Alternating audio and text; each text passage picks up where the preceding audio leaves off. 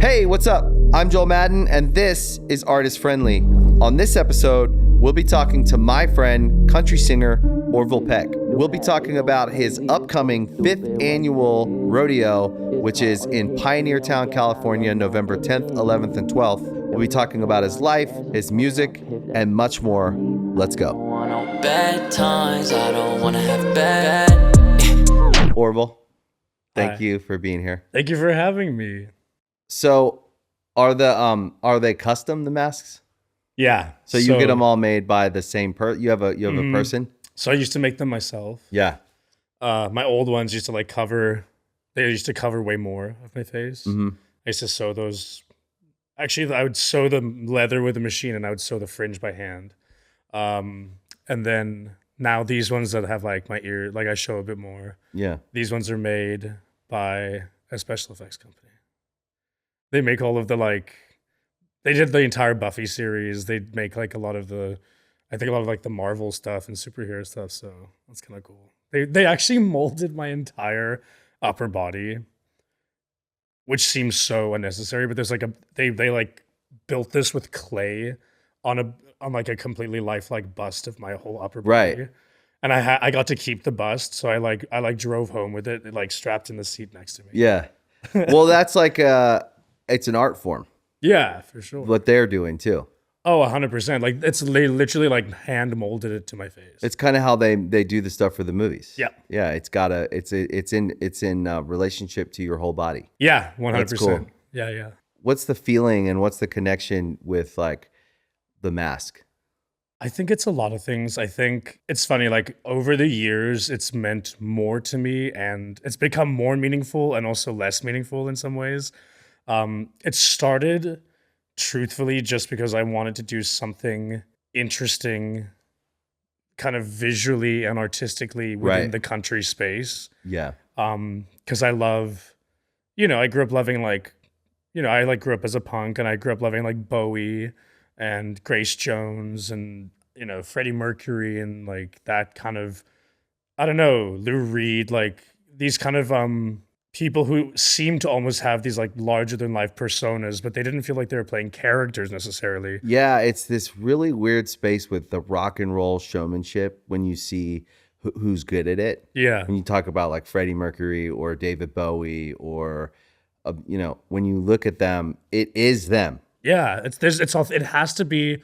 That's the funny fine line about it is it has to be authentic, or else it does look like a gimmick. Yep. And I think people can really tell the difference. I mean, I can tell the difference, and I think for me, I grew up in South Africa, so not very much, sort of typical Western cowboy culture. But my grandfather, he was a policeman, and he used to be on horseback, and he was in charge of being this policeman for all of these farms in KwaZulu-Natal, and he would leave for a week on horseback and come back and whatever. And so I think my idea of I had this fascination with cowboys sort of already. I loved the Lone Ranger, and I used to watch this show called Cheyenne. Yep. Which I was obsessed with. Yeah. And so I already had this fascination with cowboys as sort of a trope. And I always thought that they had to sort of cover their faces. They always had handkerchiefs on to cover because they were outlaws, right? Yeah. So, and then when I grew up and I got into country music and I decided I wanted to, sing country, I kind of thought, well, what's my contribution going to be in the country sphere? What's missing from the kind of the tapestry of country that I think would be interesting as a fan of country that I would really enjoy. And I was there's no David Bowie of country. There's no currently at least, and so I was that's what I'm going to do. I'm going to make really sincere, my kind of version of old school country, but I'm going to present it in this way that's very theatrical because I think that crossroads is really interesting. What age did you move from South Africa? I was 14. Oh, wow. Yeah. That's a long time. Yeah, I lived, it's the one place I lived the longest. You don't have an accent. I know, it's all over the place. If I speak to my parents, though, it comes out. Comes out a little bit? Yeah. It's like when I go to Maryland. Yeah, you start a little bit of the Maryland. It's Oh like my a God, Maryland twang that happens. Yeah. We say certain words. Yeah, there's something funny with R's in Maryland. Yeah. like Arn. We say boat Yeah. and we say phone. Yeah. It's Well, like- Maryland's funny. It's like stuck between the South and Hun. the Midwest. And so it's like this Hun. convergence of like culture They say and hun. accents. Everyone says hun. Yeah. Your mom says hun. I mean, Yeah. one of my biggest icons ever and also friend, which is nuts, is John Waters, right? And Oh, yeah. like, he's from Baltimore. He's from so I know Baltimore. all about Maryland. It's a very quirky place. Well, he's iconic. Of course. Oh my God. Yeah. How did you guys meet? It's a pretty funny story, actually. I had heard he was a fan of mine, which, of course, again, I thought was a lie. And then I heard it from a few people that he does this Christmas tour once a year, and he does like it's sort of like stand up and stories. And this one year for the Christmas tour, he was saying his ideal Christmas dinner guests, like dead or alive, and it was all these people, and I was one of them. Oh, wow. Yeah, and so That's sick. Amazing. That's and cool. I've idolized John Waters like my whole life, right? Yeah. So I freaked out at this information. Then I found out that we had the same agency, and so I lied to one of my agents where I said, "Hey, I'm actually supposed to have a phone call with John Waters, but no one's like sent over his phone number yet. I'm still waiting for that." And they were like, "Oh, our bad. We'll hit it." So I like fully scammed his phone number, and I had it for ages. So this is the punk in me too coming out again, just like it's like super unethical, probably. Yeah. And then I was on tour in Australia, and I was sitting in a lobby in Sydney waiting to get picked up to go on some festival. And I think we had like checked out of the hotel, and the transport was an hour away. We're just like all trying to kill time in this lobby. And I had this phone number like burning a hole in my pocket for like months. Crazy. Because I was so scared to also act on it. Because I was like, I don't know if he's gonna be like pissed or like, my agent's gonna be pissed or whatever. And I was just like, fuck it, I'm just gonna call this number. And also, knowing John Waters, you're like, I don't know if this is gonna be like a landline. I don't know if this is gonna be like a payphone in the middle of an abandoned mall. Like, Same, like it could be like anything, really, right? It's some motel. Yeah, like office. So I just like cold call this number, and I just hear hello, and I was like, hi, is this John? And he's like, yes, who's this? And I was like, this is Orville Peck. And he goes, Orville Peck? I'm a huge fan. And then he never even asked me. I didn't tell him this story until like 2 years into our friendship. Like he never asked how I got his phone number. That's crazy. Of course. Never cared. Like immediately we just started chatting and like talking like we were old friends. And then, we catch up on the phone. He's like one of the few people I love to have just like phone conversations with all the time. He's like, he hosted one of my rodeos when I did Red Rocks. He was the host. Amazing. He is an incredible, incredible person. He actually I just saw him. He just got his Hollywood Walk of Fame star not long ago. Awesome. Yeah. He's a legend, Maryland legend. Oh my God. Legend. Yeah. You're such a fun friend. I mean, when we played that little show at the Veep show, and you were, I swear, I was like a little nervous because it was a small room. Yeah. And it was full of people that I respected. So I was like, oh my God. I didn't even know you were going to be there. And then you were there and I was like, oh my God, Orville's here. What are we going to do? And then I was like, well, we got to play our songs. And then you were front and center, and it made the show for me. I swear to God, it felt like we were in a friend's basement. It was you and the Chase Atlantic guys. Yeah. It was so much fun. Nicole, her sister, like Sophia. Poppy. And I remember, Poppy. dude, singing every word, all of us. Like, when I tell you, like, I was there with 3 friends, and we still are like that. I think that was like one of the best nights. That was one of the most fun nights of my life. It was so like, fun. All of us just huddled around with you. Yeah, it was like a basement at a punk show. Like, it was like jumping, singing every word. I mean, it was incredible. And it was we all left being like, man, like that kind of inner child you talk about, like it was like so needed. Like you forget how needed those moments are of just like pure unadulterated joy. That's why we do music. Yeah. And like, it was so much fun. I was so honored and happy to have been there.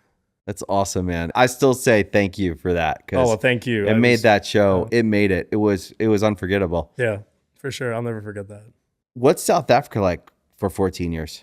My favorite place on earth still.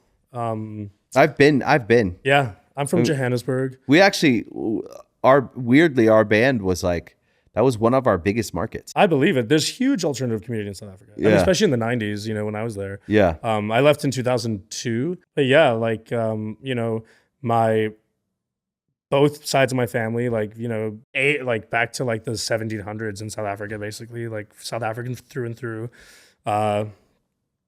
lived through apartheid with, mixed race members of our family, my parents were both from very poor backgrounds, so sort of a very different, I guess, lens of what being a white South African is, but also experiencing and benefiting from white privilege my whole life. And so understanding the concept of that, Yeah. and it not being like a foreign thing to have to learn and have empathy and compassion for. Yeah. And then, yeah, my father, as I said, a sound engineer, he eventually in 2002 got a job offer in Canada, and we were, we really needed the work. And so very, very sadly left, everyone in my family, we miss it every day. I try to go back as much as possible. I was there for my birthday and for New Year's Eve this year. Oh, wow. Yeah. It would be my dream to own something out there, like in the bush. Cause I spend most of my time out in like, what Americans call like safari. Right. Yeah. I love it there. Was Canada tough because it was a new place and you were new there? And yeah. Vancouver's nice, but it's Vancouver's different. nice, but yeah, like it was interesting and hard. But at the same time, in high school, the first friend I made was my friend Andrea, who I met you with. Yeah. I'm like the godfather to her son now. I've been friends with her for like my whole life. I've played in multiple bands with her. She gave me the courage to be in a band, to pursue music, even though she's now like a librarian, even though she used to scream in a punk band. Yeah. So me moving to Vancouver really and meeting Andrea was the sort of domino effect to really where I am right now. So no regrets about it at all. But yeah, it was hard at first for sure. Really different culture. South African culture is very just, I think, open and, Southern Hemisphere culture in general. It's like the sun and kind of friendliness is in a different way and humor is in a different way. And then, Canada can be quite conservative in some ways, even though it's very liberal. I think there's a lot of British colony feel to it in some ways. Yeah. Canadians have a way about them. Yeah, and it's not bad, but I think humor can be a bit different. Yeah, culturally though, it is different. It's its own thing. It was definite culture shock, especially for my parents, I think, But yeah, so it was an interesting transition. But listen, I mean, Vancouver, I still consider one of my many homes because I had very formative years there. Learned how to play in punk bands there. Learned how to be, DIY culture there. We shoot Ink Master there. Oh, amazing! The TV show. Yeah. So I'm there 6 weeks at a time when we do that show. It's gorgeous. And we made 2 records there. So we have a nice relationship with Vancouver and Canada. Good Charlotte we always did well in Canada. Mm-hmm. But I think Vancouver's beautiful, but it is different. It's just a different culture. For sure. And in most of it is great because it's like calm. It's to itself. Yep. You can go through that city and everyone's polite. No one there is really like tripping or starstruck, or everybody's pretty just chill there. Yeah. So it's one of those, I think they have like it's a great city. Yeah. West it's not like Coast a West city. Coast. Yeah, exactly. But Canadians, subtly, it is a completely different culture than the US. Yep. But we get along well.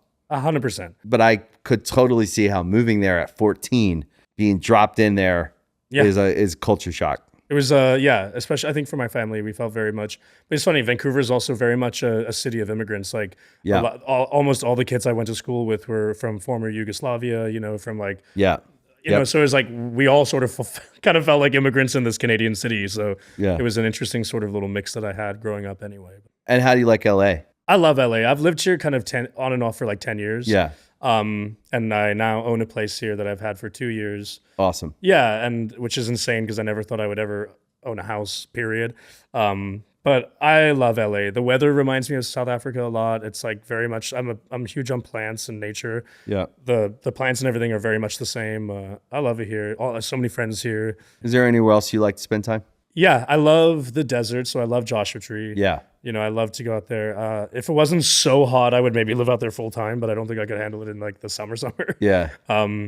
But I actually really am starting to think and look at like kind of more up the coast, like Santa Barbara, Montecito. I love Santa Barbara. I know you do. You and Nicole, you told me about it long ago. How you and Nicole would always go. We've visit been Santa going Barbara, there for 17 years. And like honestly, I think that might be the move eventually. It's so chill up there. Yeah. It's got that like I want Bay like Area. a bit more ranchy vibe, like Yeah. gonna have some animals type of thing. Like There's lots of horses.